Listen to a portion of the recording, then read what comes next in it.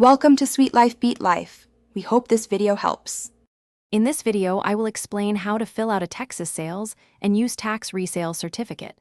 This certificate is a crucial document for businesses, allowing you to purchase items tax-free when you intend to resell them. It helps avoid paying sales tax twice on the same product. To properly use this certificate, you must first possess a valid Texas sales and use tax permit. Let's get started. Next, let's focus on the buyer information section. Here, you'll accurately fill in your business's legal name and complete mailing address. Don't forget to include your contact information, like a phone number.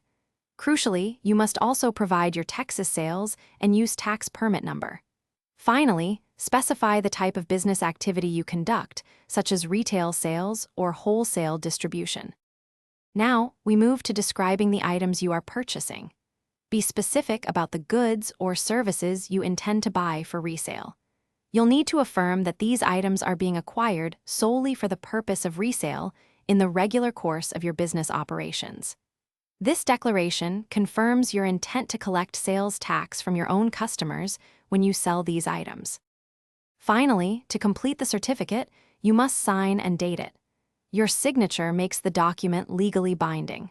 Once completed, provide this certificate to your supplier at the time of purchase. Remember, it's essential to keep a copy of every certificate you issue for your business records.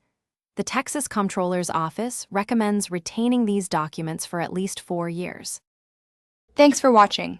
Consider subscribing if we helped you.